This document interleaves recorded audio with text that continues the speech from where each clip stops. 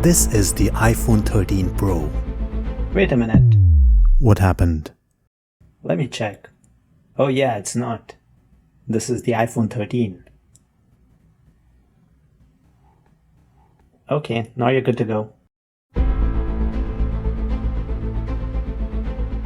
This is the iPhone 13 Pro.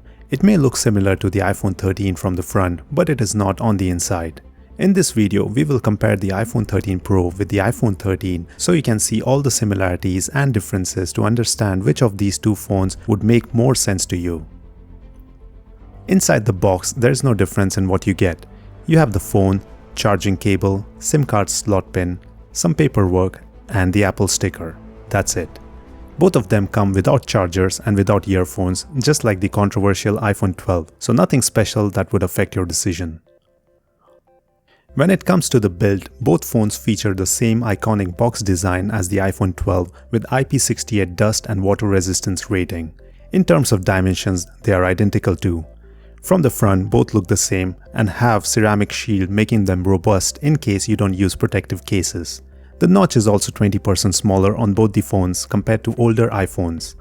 The difference is at the sides and the back. The Pro model has stainless steel sides which attracts a lot of fingerprints, whereas the basic 13 model has matte aluminum finish. At the back side, the Pro model has a matte finishing which does not attract fingerprints and a larger 3-camera module, whereas the iPhone 13 back has glass finishing with a smaller dual camera module. Unlike last year, where both iPhone 12 and 12 Pro could share same cases, it is not possible this year because of the differences in camera array sizes. Also, the iPhone 13 Pro weighs a little bit higher at 203 grams versus 173 grams for the base 13 model. All buttons and ports are located on the same sides with a minor difference for SIM card tray location for the iPhone 13, which is on the lower side.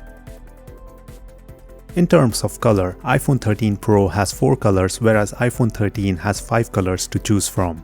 The new iPhone 13 Pro has a new signature color called Sarah Blue, which is the unit we have here.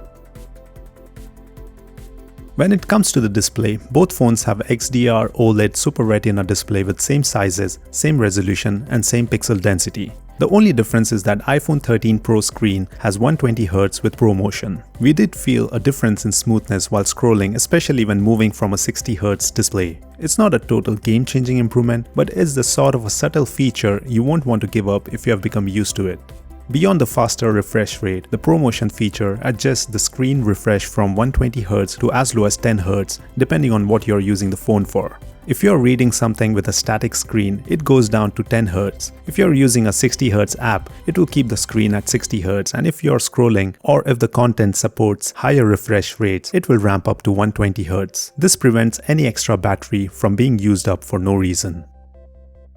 In terms of brightness, there is no difference when viewing HDR content, and even in typical usage, the difference is hard to tell, with the iPhone 13 Pro being a tiny bit brighter than the iPhone 13. This is in line with the specs on paper. There was no difference in video quality, viewing angles, and the overall color reproduction on both these phones. In terms of performance, both the phones have the same powerful A15 Bionic chip processor with 6 cores, and Apple claims 50% better performance than competition. However, the differences between these phones show up in graphics performance. The iPhone 13 Pro has a 5-core GPU, whereas the iPhone 13 has a 4-core GPU.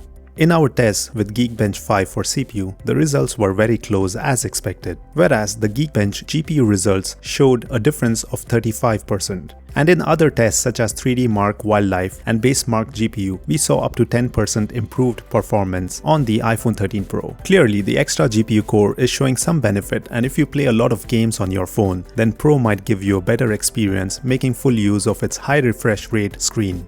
In real-world usage, for app opening times and boot speed, iPhone 13 Pro has a marginal edge over iPhone 13 with a few milliseconds difference, and is something you will not notice at all. Apart from the graphics performance, another difference in hardware is the RAM. The iPhone 13 Pro has 6GB, whereas the iPhone 13 has 4GB. But this should not be a deal breaker due to the highly optimized operating system. In terms of storage, each phone is available in 128GB, 256GB and 512GB capacities. But if you want more storage, then only iPhone 13 Pro has an additional 1TB option to consider. In summary, the hardware in both phones is good enough to handle all day-to-day tasks and you are less likely to see a big difference in performance. Most of you will not even notice any difference apart from graphically intense scenarios where the iPhone 13 Pro may benefit from its stronger GPU and its high refresh rate screen. The Apple ad for iPhone 13 Pro spends more than its half runtime boasting about its camera. There is no doubt cameras are the greatest point of differentiation between both these two models and will be a big factor in decision making. The iPhone 13 has a dual 12 megapixel cameras with the wide angle and ultra wide angle lens. On the other hand, the iPhone 13 Pro has wide angle lens, ultra wide angle lens and a tele lens along with the LiDAR scanner. Apple gave the iPhone 13 Pro a better and faster f1.5 aperture for the wide and f1.8 aperture for the ultra wide. A wider aperture allows more light to hit the sensor, resulting in a faster shutter, less noise in low light and more natural background blur. Surprisingly, the daytime photos for the main camera are very hard to differentiate. Both generate similar colors and sharpness. Even in the night, both look nearly similar and it's very hard to find any difference. For the ultra-wide lens, the day pictures are almost similar to each other. On the other side, the night pictures are much brighter and sharper on the iPhone 13 Pro. The faster lens of iPhone 13 Pro does show some benefit during night performance. Even the portrait mode on both these phones have identical performance. Same goes for the video performance. These are shot at 4K 30p with the main wide-angle cameras. During the day, videos cannot be differentiated between both the phones and both look same. The result is quite similar for the night videos shot on the main camera too. On the ultra-wide lens, day videos are nearly identical and it's only in the night we can see some better videos from the iPhone 13 Pro. When it comes to zoom, the iPhone 13 lacks any optical tele-lens and has a maximum of only 5x digital zoom. In contrast, the iPhone 13 Pro has a tele-lens with 3x optical zoom and a maximum of 15x digital zoom while taking pictures.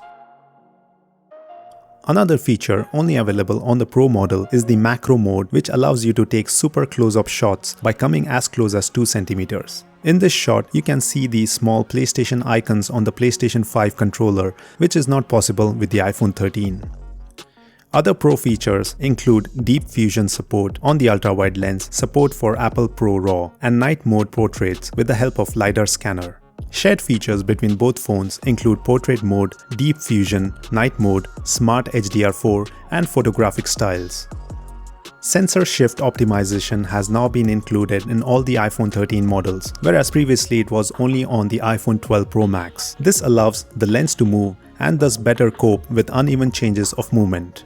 There's also a new cinematic mode in both phones for capturing videos with smart instant autofocus shift between different subjects. This adds more dramatic depth of field effects like a real cinema camera. But do note that this mode only works on 1080p videos at the moment. One advantage the iPhone 13 Pro has in video is that it is able to capture ProRes, which is a high quality format aimed at people who want more control over editing their videos. However, if you only have the 128GB iPhone 13 Pro, then ProRes is limited to shooting at 1080p videos at 30fps rather than 4K. The front-facing camera has the same 12 megapixel camera with an f2.2 aperture, supports smart HDR4 and photographic styles. Again, there is no much difference in the quality and only the Pro model can shoot in ProRes. Much like last year, the iPhone 13 Pro models have the edge over the standard iPhone 13 when it comes to camera specs. The question is whether you would want to spend more money for the extra lens and some advanced performance and features we saw here. Let me know in the comment section. Only the iPhone Pro models have LiDAR scanners and is a great feature to have, allowing you to make accurate measurements, 3D scanning, and of course, added benefits to the camera system with the night portrait mode. This is a great feature for professional use where you might want to make 3D model of some item or scan an apartment to create plans. With time, I'm sure this feature will become more useful and important for many people. While both the phones have better battery life than their predecessors, the iPhone 13 Pro does perform better than the iPhone 13. In terms of fast charge, both phones were able to charge almost the same amount in 30 minutes as seen here. For the battery drain test, Mr. Who's the Boss in his extensive testing reports 7 hours 45 minutes for the iPhone 13 and 8 hours 17 minutes for the iPhone 13 Pro. So the iPhone 13 Pro is a slight better performer.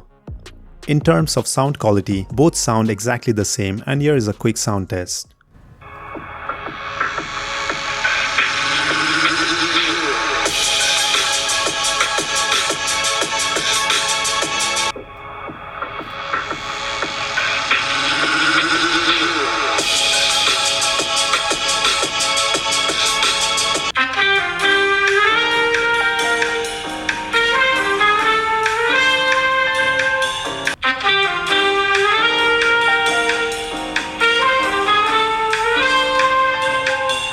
Other major similarities between both models is that both phones are MagSafe compatible and have the same 5G specifications.